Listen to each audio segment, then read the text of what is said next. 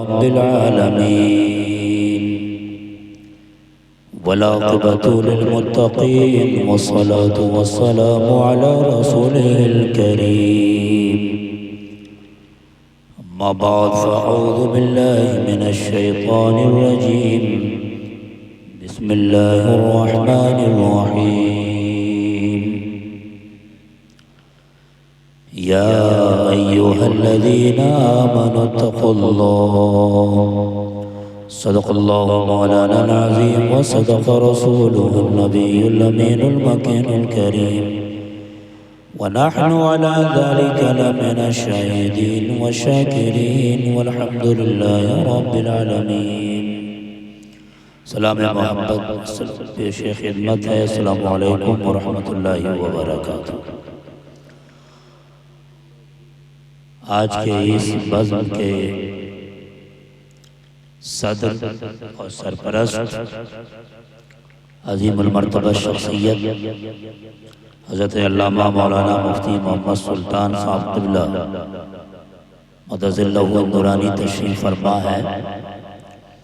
جو بھی بیٹھے ہیں وہ تھوڑی دیر بیٹھے رہیں. اب یہ خطابات کرنے کا بھی وقت نہیں، سنانے کا بھی وقت نہیں. مجھے لگتا ہے کہ آپ لوگ سننے کے بھی موڈ میں نہیں ہیں. بہرحال قابل مبارکباد ہیں اس گاؤں والے اور ہمارے آپ کے خطیب و امام، جنہوں نے بہت پہلے خواہش کی تھی کہ ہمارے یہاں مسجد ہونی چاہیے. آج میں دیکھ کے بہت خوش ہوں. اللہ تبارک و تعالی اس گاؤں والے کی محنت کو قبول فرما لے. آپ نے جلسہ مکمل سماعت کر لیا. سب سے پہلا خطاب آپ نے جامعہ عائشہ صدیقہ للبنات کے بانی حضرت علامہ مولانا فیصل رضا برکاتی صاحب سے جامع خطاب سماعت کیا. پھر بعد میں مجھ سے پہلے ہمارے عبدالعزیز حضرت علامہ مولانا شبیر استر صاحب قبلہ سے خطاب سماعت کیا. میرے بعد دعا پر اس محفل کا اختتام ہوگا. شورائے کرام سے آپ نے سماعت کیا. ہمارے پیارے عزیز نقیب اہل سنت علی رضا اطہر صاحب سے بھی آپ سن رہے تھے. ہمارے اس خطاب کا جو عنوان تھا وہ تھا ہی. تھوڑی دیر آپ اس عنوان پر آپ سے میں مخاطب ہوں. کبھی انشاءاللہ اور آیا اور آپ لوگوں نے سننے سنانے کا ماحول بنایا تو آپ کو سناؤں گا. میں نے پڑھا ہے ایک آیت کا ایک حصہ ہے، یا ایھا الذین آمنوا اتقوا اللہ، اے ایمان والو اللہ سے ڈرو. جتنے لوگ ہیں وہ بیٹھ کے سن لیں. اب کسی کو اٹھنے کی اجازت نہیں ہے. میں خطبہ حضرات سے بھی کہوں گا ہمارے سامنے بیٹھ جائیں تاکہ آپ کو میں آموختہ سناؤں. مولانا شبیر صاحب قبلہ، مولانا فیصل صاحب قبلہ بیٹھیں. میرا بھائی سرفراز فیضی بھی اسٹیج پر ہے. آپ دیکھیں یا ایھا الذین آمنوا، اللہ آپ سے مخاطب ہے. اللہ ہماری توجہ لینا چاہ رہا ہے، ہماری توجہ لے رہا ہے اور کہہ رہا ہے یا ایھا الذین آمنوا. دو حرف ندا کے ساتھ مخاطب ہے. ایک ہے یا، ایک ہے ایون. دو حرف ندا کے ساتھ قرآن جیسی مقدس کتاب میں ہم سے مخاطب ہے. کہہ رہا ہے یا ایھا الذین آمنوا، اے ایمان والو، اے ایمان والو، اے ایمان والو. اللہ ہماری توجہ، وہ پروردگار جو کھلاتا ہے، جو پلاتا ہے، جس کے حکم سے ساری ہوائیں، جس کے حکم سے یہ سانسیں چلتی ہیں، جس کے حکم سے یہ ہوائیں چلتی ہیں، جس کے حکم سے آپ کی دکان میں بہنی ہوتی ہے، جس کے حکم سے سارا نظام چلتا ہے، جس نے آپ کو ہاتھ جیسے نعمت دی، جس نے آپ کو آنکھیں جیسے نعمت دی، جس نے آپ کو زبان جیسے نعمت دی، جس نے آپ کو پیٹ جیسے نعمت دی، جس نے آپ کو پاؤں جیسے نعمت دی، وہ پروردگار قرآن کریم میں آپ سے مخاطب ہے، کہہ رہا ہے یا ایھا الذین آمنو، اے ایمان والو، اے ایمان والو. پتہ ہے ایک مقام پہ نہیں، تقریباً 80 سے زیادہ مقامات پر اللہ نے اس طرز میں اپنے بندوں سے خطاب کیا ہے. اے ایمان والو، اللہ ہماری توجہ لے رہا ہے اور ہم ہیں جو خواب غفلت میں سوئے ہیں، غفلت کی چادر اوڑھ کے سوئے ہوئے ہیں، ہم ہیں جو نشہ ور چیزوں میں مست ہیں، ہم ہیں جو حرام حلال کی تمیز کیے ہوئے حرام چیزوں میں مست ہیں. اللہ ہماری توجہ لینا چاہ رہا ہے. کھجوروارہ کے لوگوں، ہاں آپ کی توجہ. میں اپنے آپ سے بھی کہتا ہوں، میں صرف جمع حاضر کے ساتھ خطاب نہیں کرتا، جمع متکلم کے ساتھ خطاب کرتا ہوں. میں اکثر کہتا ہوں شمس الزمان، اس خطاب پہ سب سے پہلے مخاطب تم ہو، سب سے پہلے توجہ تمہاری ضروری ہے. اللہ 80 سے زیادہ مقامات پر کہتا ہے اے ایمان والو. بتاؤ ایمان والے کو چاہیے کہ نہیں وہ فطری طور پر اپنے رب کی جانب متوجہ ہو جائے، پروردگار کی جانب متوجہ ہو جائے، جس نے پیدا کیا ہے اس کی جانب متوجہ ہو جائے. میرا رب میری توجہ لے رہا ہے، ہم سے کیا کہنا چاہ رہا ہے میرا مولا. میں آپ کو تقریب فہم کے لیے آپ کو سمجھاتا ہوں، تشبیہ تو نہیں دیتا، مثال تو نہیں دیتا، بس تقریب فہم کے لیے ذہن کو قریب کرنے کے لیے. مسجد کی دیوار ہے، آپ نے عالیشان مسجد بنائی ہے. مسجد کے دیوار کے اس پار آپ کے شیخ کامل بیٹھے ہیں، آپ کے پیر و مرشد بیٹھے ہیں، آپ کے معتبر مستند امام بیٹھے ہیں. دیوار کے اس پار آپ لوگ بیٹھے ہیں، 100 افراد بیٹھے ہیں. سب کا نام ایک ہو، سب کا نام فیصل ہو، یا سب کا نام شبیر ہو، یا سب کا نام علی رضا اطہر ہو. اور دیوار کے اس پار سے آپ کے شیخ آواز لگائیں اور کہیں اے فیصل، تو دل پہ ہاتھ رکھ کے بتاؤ دیوار کے اس پار وہ جو 100 افراد بیٹھے ہیں سب کا نام فیصل ہے، وہ فطری طور پر اس دیوار کی طرف گھومیں گے جس کی جانب سے آواز آ رہی ہے. ممکن ہے کہ شیخ کامل کی نگاہ ناز مجھ پہ پڑنے والی ہو، ممکن ہے کہ میرے قسمت کا ستارہ چمکنے والا ہو، شیخ مجھ سے مخاطب ہونے والا ہو. فطری طور پر نیچرلی طریقے سے آپ اس جانب گھومیں گے. آپ کو ایک دنیاوی مثال دے کے سمجھاؤں. ایک پردہ ہے، پردے کے پیچھے نیتا ہے، اور نیتا آپ کو آواز لگائے اور سارے لوگ بیٹھے ہوں، سب کا نام امتیاز ہو. وہ فطری طور پر سارے امتیاز اس پردے کی طرف گھومیں گے. ممکن ہے کہ نیتا کی نگاہ مجھ پہ پڑے گی، زمین کا مسئلہ حل ہو جائے گا، اس کاٹ کا مسئلہ حل ہو جائے گا، اس کاٹ کا مسئلہ حل ہو جائے گا، سیاسی مسئلے حل ہو جائیں گے. میں آپ کو مثال تو دینا نہیں چاہ رہا تھا، صرف ذہن کو قریب کرنے کے لیے کہ یہ کائنات ہے، یہ دنیا ہے. یہاں شیخ کامل آپ کو آواز دیں تو فطری طور پر آپ اس دیوار کی جانب متوجہ ہوتے ہو. شیخ آواز دے فطری طور پر اس دانی متوجہ ہوتے ہو. نیتا آواز دے فطری طور پر اس نیتا کی جانب گھومتے ہو. او پیارے کہاں سوئے ہو؟ اللہ اس کتاب میں جو کتاب محمد عربی پہ نازل ہوئی ہے، شفیع المذنبین پہ نازل ہوئی ہے، انیس القربین پہ نازل ہوئی ہے، جان عالمین پہ نازل ہوئی ہے، طٰہٰ و یاسین پہ نازل ہوئی ہے. ایسی کتاب نہ پہلے آئی ہے نہ صبح قیامت تک آئے گی. توریت آئی ہے، انجیل آئی، زبور آئی، یہ ساری کتابیں آئی ہیں، مگر قرآن کا کوئی جواب نہیں ہے. اس کتاب میں اللہ کہتا ہے یا ایھا الذین آمنو. تو اب ایمان والا چاہے دربھنگہ سے تعلق رکھے، ایمان والا چاہے مظفرپور سے تعلق رکھے، ایمان والا چاہے ناگپور سے تعلق رکھے، ایمان والا ہندوستان کے خطے سے تعلق رکھے، ہر ایمان والے کو چاہیے کہ فطری طور پر اپنے رب کی جانب متوجہ ہو جائے. میرا رب مجھ سے کیا کہنا چاہ رہا ہے؟ بہت اچھے، زندہ باد زندہ باد. نعرہ تکبیر، نعرہ رسالت، مدرسہ نجم الہدیٰ کانفرنس، نعرہ تکبیر. یہ جلسے کو مذاق بنانے والے کو میں بتا دوں، یہ جلسہ مذاق کی جگہ نہیں ہے. جلسہ بامقصد ہونا چاہیے، جلسہ کو بامقصد کرو. اور ایک بات بتا دوں کہ دین کی باتیں سب سے زیادہ آپ کو عربی کتابوں میں ملے گی. آپ تو چھوڑیے، بعض علماء کا حال یہ ہے کہ وہ پیور عربی نہیں جانتے. اس کے بعد فارسی کتابوں میں ملے گی. فارسی تو جانتے ہی نہیں آپ، اس کے بعد سب سے زیادہ دینی کی باتیں اردو کتابوں میں ملے گی۔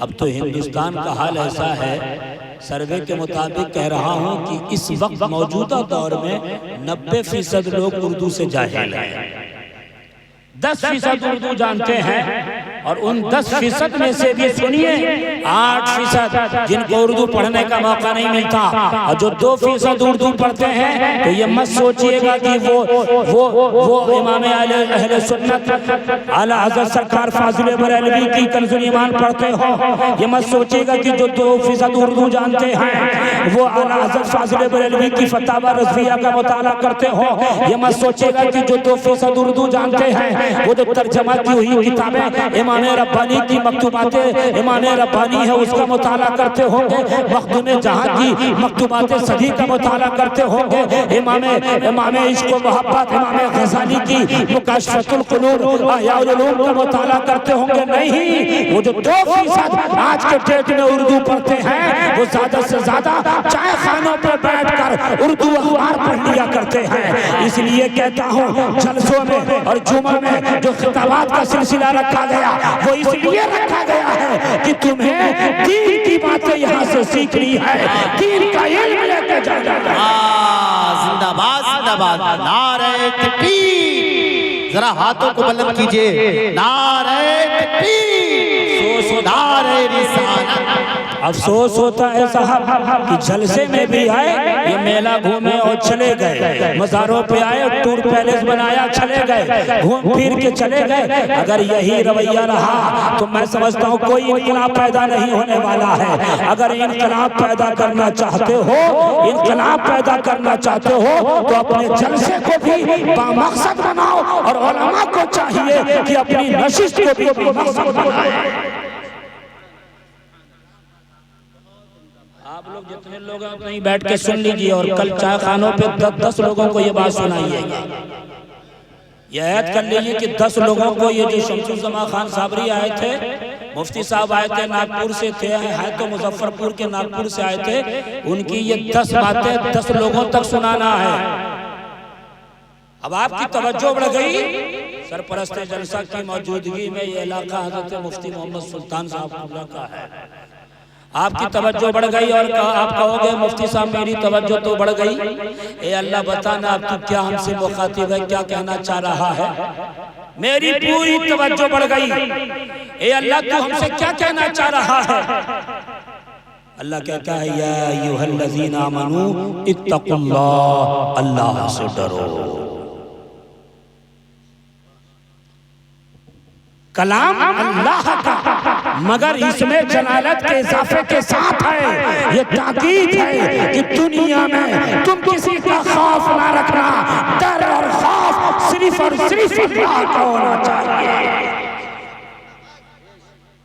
آج کسی کو 5 بیٹا ہے، 8 بیٹا ہے، 10 بیٹا ہے تو لوگ اس سے ڈرتے ہیں، کوئی سیٹ ہے تو لوگ اس سے ڈرتے ہیں، کوئی پیسے والا ہے لوگ اس کا خوف رکھتے ہیں، کوئی سیاسی شعور رکھتا لوگ ان سے ڈرتے ہیں، کوئی سیاسی طاقت رکھتا لوگ ان سے ڈر رکھتے ہیں، اور لوگوں جس سے ڈرنا چاہیے لوگ اسی سے نہیں ڈر رہے ہیں، جس سے ڈر کا جس کا خوف رکھنا چاہیے لوگوں کے اندر اسی کا خوف نہیں ہے۔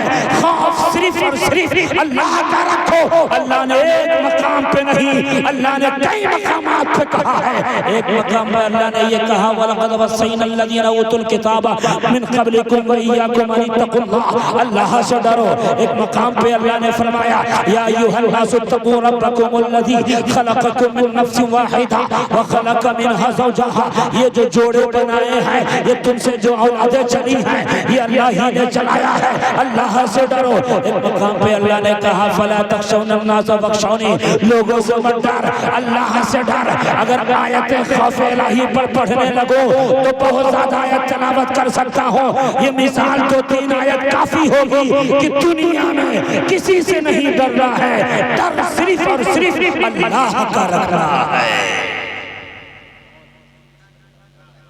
اگر اللہ کا خوف رکھنے لگے تو فجر میں تم نماز میں اپنے چادر اور بستر پہ سوئے نہیں رہو گے. اللہ کا خوف آ گیا تو فجر میں بھی تم مسجد آؤ گے. اللہ کا ڈر آ گیا تو تم ظہر میں بھی مسجد آؤ گے.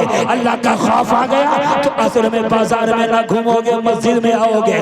مغرب میں تفریح دوستوں کے ساتھ تفریح نہ کرو گے, مسجد میں آؤ گے. اللہ کا خوف آ گیا عشاء تم سے نہیں چھٹے گی. اللہ کا خوف آ گیا ماں باپ کی خدمت ترک نہیں کرو گے. اللہ کا خوف آ گیا تم جھوٹ چھوڑ دو گے.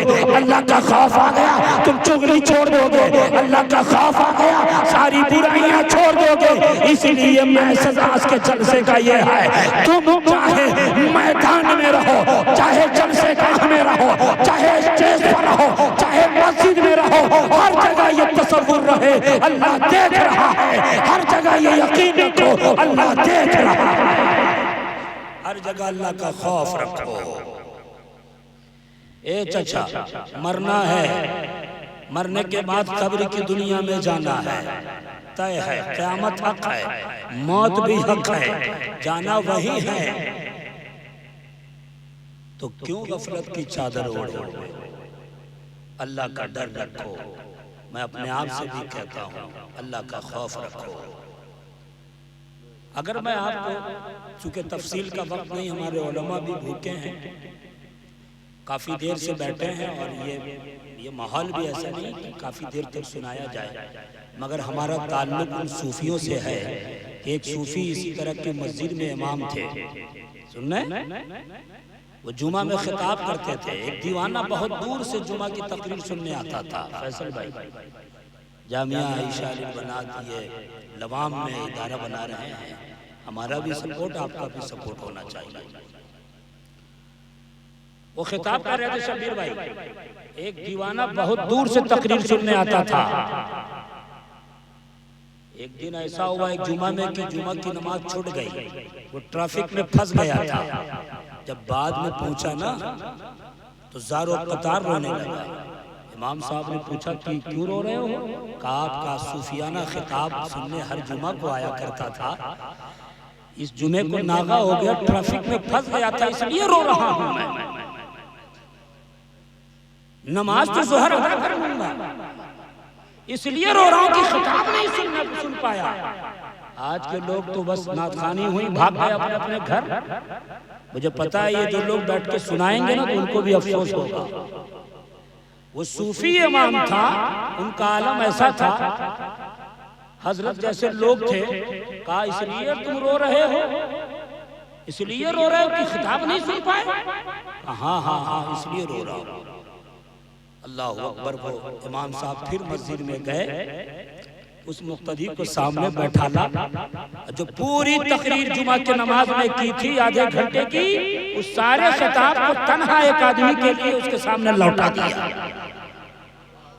اب وہ پھر رونے لگا اور زیادہ. کہا آپ کیوں رو رہے ہو؟ کہا حضرت اب تو اس لیے رو رہا ہوں کہ مجھے ایک آدمی کے لیے آپ نے پھر سے وہ پوری محنت کی جو جمعہ میں کی تھی, اس سارے خطاب کو لوٹایا, اس لیے رو رہا ہوں. تب اس امام نے کہا کہ جو اللہ کے لیے خطاب کرتا ہے وہ مجمع نہیں دیکھا کرتا ہے.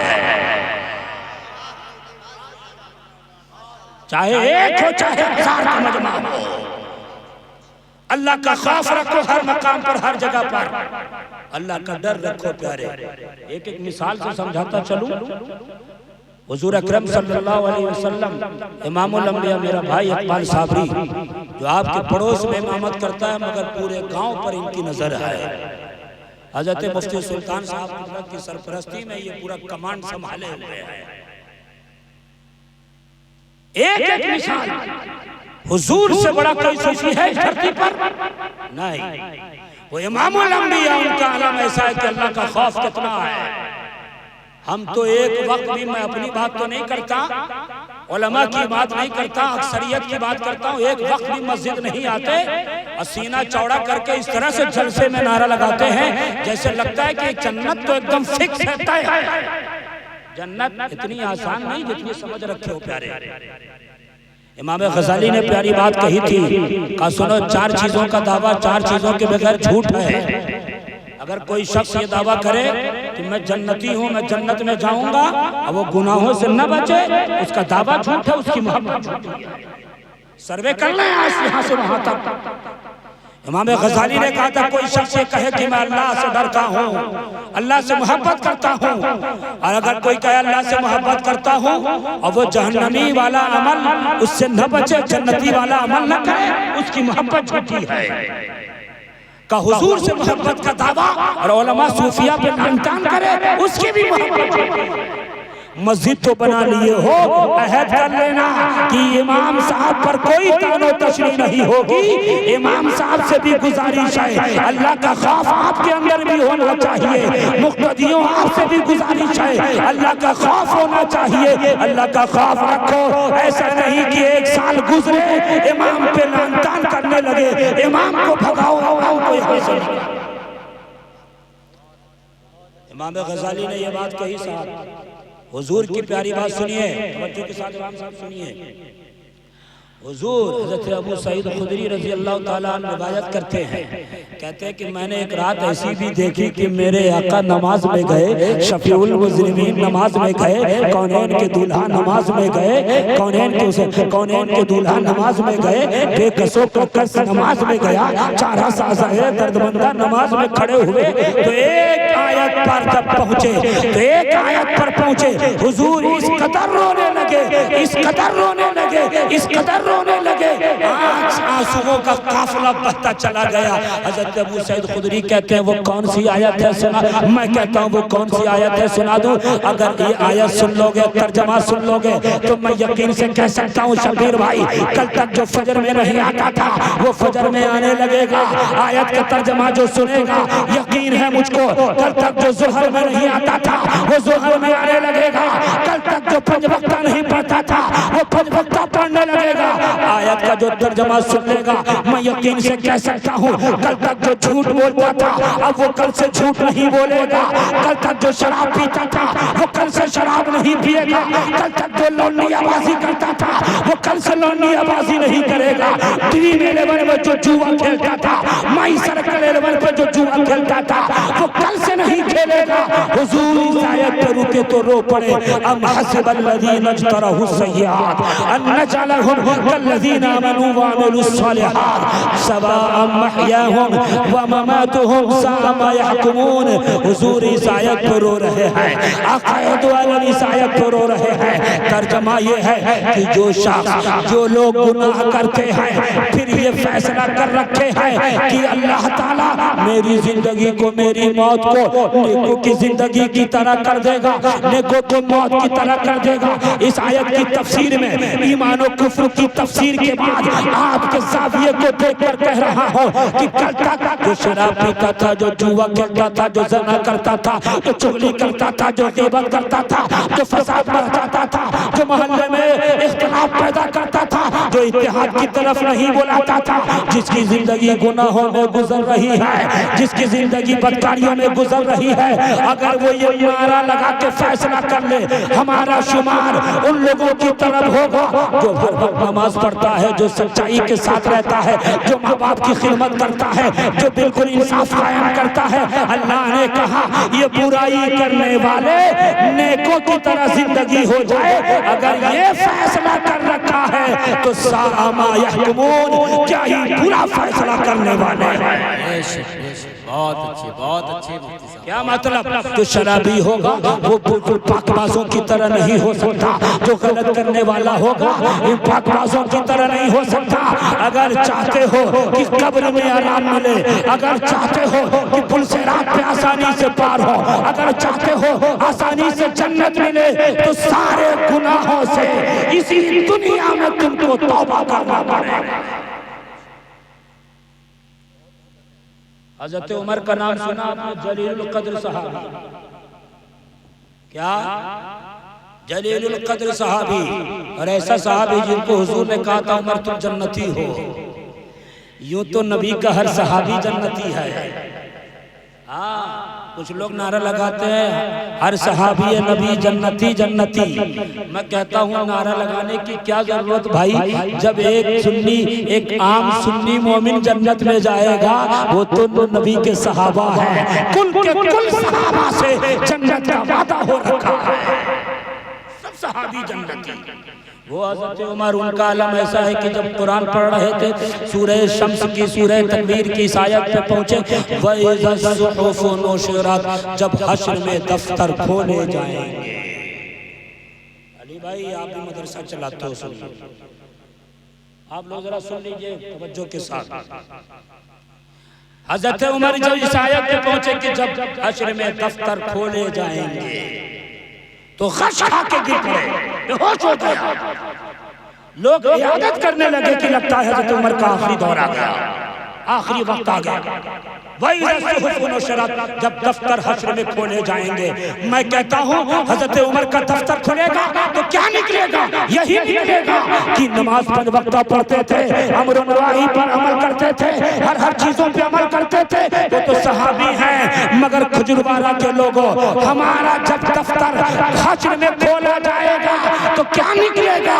یہی نکلے گا کہ فجر میں ہم مسجد نہیں آتے تھے، گھر میں بھی نہیں پڑھتے تھے، ظہر بھی نہیں پڑھتے تھے، عصر بھی نہیں پڑھتے تھے، مغرب بھی نہیں پڑھتے تھے، عشاء بھی نہیں پڑھتے تھے، چائے خانوں پہ بیٹھ کے فتویٰ بازی کیا کرتے تھے، علماء پہ لعن طعن کیا کرتے تھے، ہم سے تو غیبت بات تھی، چغلی بات تھی، ہم تو اپنے ماں باپ کی خدمت نہیں کرتے تھے، ہم تو بیویوں کے حقوق کو بھی بجا نہیں لاتے تھے۔ یہی نکلے گا اگر یہ دفتر نکلے گا، اور سنو یہ نکلے گا اس لیے کہ اللہ نے کرامن کاتبین کو ہمارے ساتھ کر رکھا ہے، جو برائی کرتے ہو چاہے بند کمرے میں چاہے کھلے میدان میں، اللہ کا فرشتہ ہر گناہ کو لکھتا ہے۔ سب کھلے گا، سب کھلے گا، اس لیے اللہ کا خوف رکھو، ہر جگہ اللہ سے ڈرتے رہو، علماء سے عوام تک، پیر سے مرید تک، سب سے گزارش ہے کہ اللہ کا خوف رکھو، اللہ کو منہ دکھانا ہے۔